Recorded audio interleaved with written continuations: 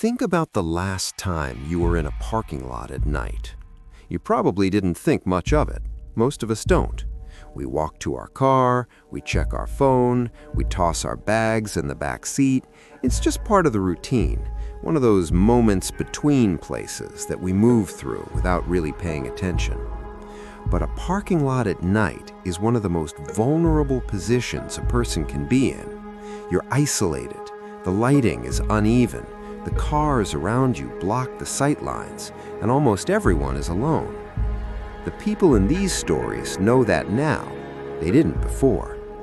These are true accounts. Names have been changed. Everything else is exactly as it was told to me. Story 1. This story comes from a woman I'll call Priya. She was 31 at the time, a nurse finishing a long shift. It was a Tuesday, late October. She stopped at a large supermarket on the way home to grab a few things. Nothing she needed urgently, just bread and coffee and the kind of small grocery run that takes 12 minutes and you forget about by the time you're home. She was done by 9:30. The store wasn't busy. The parking lot was maybe a third full. The section she'd parked in almost empty. She remembers thinking it was a nice night, cool, clear, quiet. She was loading her bags into the trunk when she noticed the shopping cart. It was sitting directly behind her car, not in a bay, not against a railing, directly behind the bumper, about 3 feet back, close enough that she'd have to move it before she could reverse out. She looked around. There was no one nearby, no one walking away from it. It had just appeared there in the time she'd been inside the store. She thought nothing of it. She walked to the cart to push it aside. That's when the man appeared. He came from the gap between two cars to her left, not running, just walking, casual. He was holding nothing. He was maybe 40 feet away when she first saw him, and in the second she looked up, he made eye contact with her and smiled. She said the smile was the thing. She dealt with difficult patients, worked overnight shifts in a busy ER, walked to her car alone hundreds of times. She was not someone who spooked easily, but something about the way he smiled, like he'd been waiting for her to look up, like the eye contact was the point, made every instinct in her body fire at once.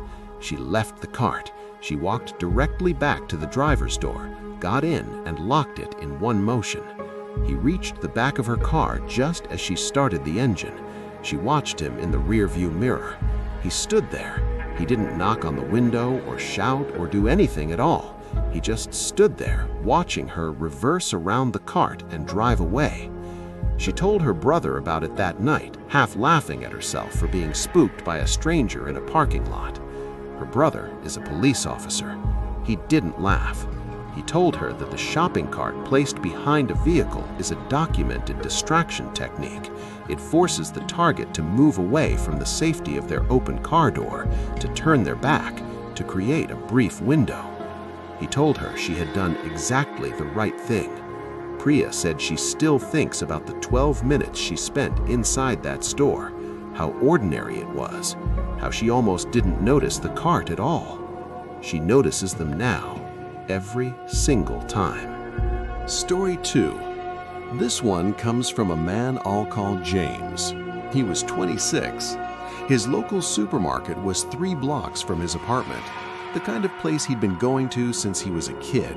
He knew the layout by heart. He knew which self-checkout machines jammed. He knew the security guard's name. He felt completely safe there, which is maybe why it took him so long to realize what was happening.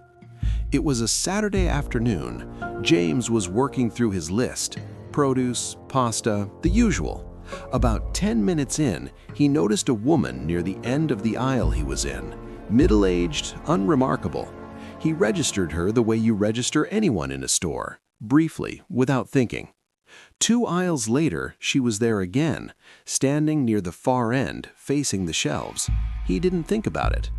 3rd aisle, she was there before he arrived, standing at the exact midpoint, her back to him. James stopped walking. He stood there in the cereal aisle with his basket and did the math quietly in his head. 3 aisles, different sections of the store. each time she was already positioned before he turned the corner. He changed his route, cut across to the opposite side of the store. She was there in 4 minutes. James said the feeling was almost impossible to describe because nothing had happened. She hadn't touched him, hadn't spoken to him, hadn't done anything that he could point at and say, "This is threatening." It was just presence, pattern, the quiet wrongness of someone appearing exactly where you are over and over in a place where there was no reason for her to be. He went to the customer service desk and asked to speak to the floor manager. He explained, quietly, that he thought someone was following him through the store. He described her. The manager nodded slowly in a way that told James this was not the first time someone had said this about this particular woman. Security escorted her out. She didn't protest. She didn't say anything at all. The manager told James that she'd been flagged before. Different days, different customers, always the same behavior. They had no idea why. She'd never done anything beyond following people. No one had ever figured out what she wanted. And somehow, James said, that was the most disturbing part. Not what she did, what she might have been working up to. Both of these people were in places they went to every week, places that felt safe precisely because they were so ordinary. That's the thing about these kinds of encounters. They don't happen in dark alleys or abandoned buildings. They happen under fluorescent lights, with other people nearby, in the middle of your Tuesday. Trust what you feel. Move toward people. Ask for help out loud. Don't talk yourself out of your instincts to be polite. The last story is shorter than the others. It was sent to me by a woman named Claire. She didn't include much context. She didn't need to. Story 3. Claire was 24. She'd just finished a late shift at the restaurant where she worked. It was a Thursday night, just past 11. She parked in the same multi-story garage she always used. Level 3, Bay 34. She'd parked there so many times she could find it without thinking. She got to her car, unlocked it, tossed her bag onto the passenger seat, and got in. She was about to start the engine when she noticed the smell. Something warm, like breath. She didn't move. She didn't turn around. She just sat there with her keys in her hand, engine off, and listened. For a few seconds there was nothing, just the distant hum of the garage ventilation, a car somewhere on a lower level. And then, from directly behind her headrest, so close she could feel the warmth of it, she heard breathing. Slow, deliberate, controlled, like someone who had been waiting a long time and had learned to be very, very patient. Claire did not scream. She did not freeze. She opened the door and ran.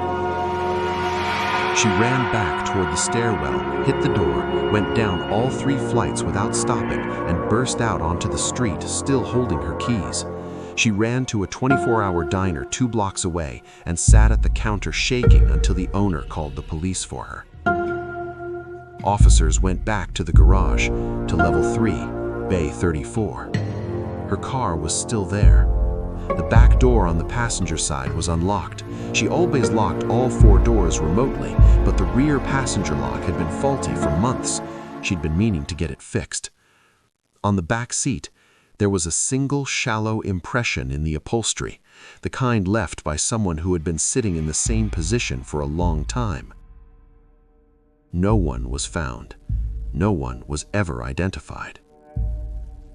Claire told me she thinks about 2 things every single day. The first is that she almost didn't notice the smell. She was tired. She wanted to get home. She nearly just started the engine.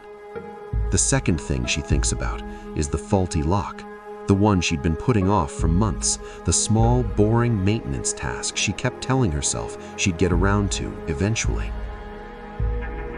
She got it fixed the same week. Check your back seat before you get in, every time. It takes 3 seconds. I'll see you in the next one. If you've had something like this happen to you, in a store, a parking lot, anywhere that should have been safe, send it to the email in the description. I want to hear it. I'll see you in the next one.